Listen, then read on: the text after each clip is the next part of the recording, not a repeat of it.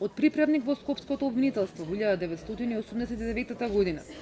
24 години подоцна во 2013 Марко Зврлевски го достигна врвот на својата кариера, беше именуван за најмокната обвинителска функција во државата, позиција од која треба да се плашат сите оние кои се огрешиле на законот, без разлика дали биле поранешни или сегашни функционери или пак бизнисмени.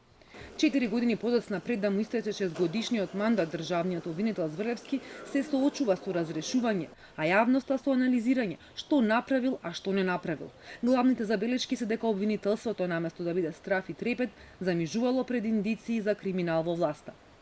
Во неговата биографија стои дека е член на бројни комисии што се занимаваат со реформи во правосудниот систем, едукатор на Академијата за суди и обвинители, дека бил учесник и говорник на обуки и конференции во Европската унија и САД за борба против организиран криминал и корупција, дека бил во седиштето на антимафија биро во Рим и Институтот за борба против организираниот криминал во Сицилија. Во пракса, додека беше во организиран криминал, работеше на предмети како Пепел против тутунскиот бос Бајруш Седију и предметот против екс-директорот на ЕСМ Панде Лазаров.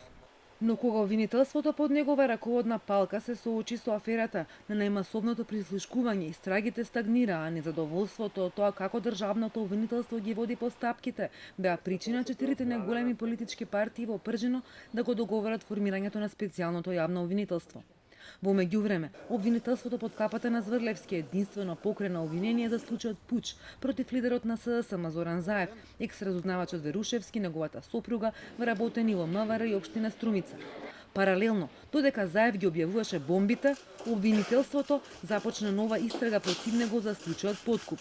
Токму во една од бомбите Зврлевски го споменуваат поранешните министри за внатрешни и финансии. Јас ти реков, не му спомнав на Марко, со тоа што му реков, види вака така се, а не директно отфрли ја пријавата, него види да ја завршиме побрзо ова, она му знае што значи тоа.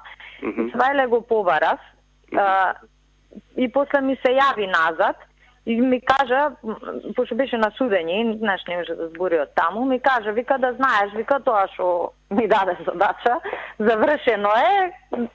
Кој предмет телефонски сте го затворили? Значи, јас го слушав овој разговор и дадов демант дека тогашниот министер господја Јанкуловска дека ми се јавила воопшто за било кој предмет, тоа е прва работа. Значи, дадов демант, она мене не ми се јавила да затворам или не затворам некој предмет. Уште една работа дека тоа е екзактно, јас не сум работел на ниеден предмет во тоа време. И неколку години подоцна обвинителството не утврди како протекоа во јавноста снимките за случајот подкуп, но и од кабинетот на тогашниот премиер Груевски, кои биле снимани со судска наредба како посебни истражни мерки и само малкумина имале пристап до нив. Немаше исход ниту за случајте актор, за изградбата на автопатот Емир Капија Смоквица, ниту постапка за аферата Македонска банка, а предистражната постапка за новинарот Никола Младенов беше затворена како несреќен случај. Велеше дека неговото обвинителство не е политичко, туку она на Катица Јанева бидејќи било формирано со политички договор. За бомбите Зврлевски изјавуваше дека се нелегални и незаконски и не може да бидат докази туку само индиции, а барањето за укинување на притворот на бизнисменот Кочан, експертите го оценија како директно мешање и обид за блокирање на работата на СЈО. На критиките за блиски релации со високи представници од власта и за селективност при гонењето, одговараше дека не постапува по конкретни предмети. Дали сум јас пријател со Мјалков или не, тоа е посебна работа. Обвинителот Илиевски е во роднинска врска со Мјалков. Тој е сопруг на сестрата на јавниот обвинител, а обвинителот Илиевски е многу поодавна во јавното обвинителство него, што е некој бил на некаква позиција. Меѓутоа, повторно ќе кажам на главната работа. Јавните обвинители во јавните обвинителства согласно Уставот не можат да им кажуваат на обвинителите како да постапуваат. Дали некој ме бендисува или не ме бендисува, тоа е нивна лична работа. Јас сметам дека сум ги исполнувал условите да бидам тоа што сум и дека одговарам на своите работни задачи.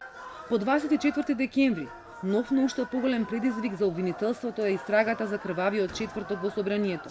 По првите чекори што ги преземаа следеше бура реакции во јавноста поради благите квалификации за бруталните слики кои што ја шокираа јавноста. Сега на потек е обвинителството за организиран криминал, кој минатата недела се вклучи во истрагата, а исходот од оваа истрага ќе биде објавен со ново раководство на обвинителството.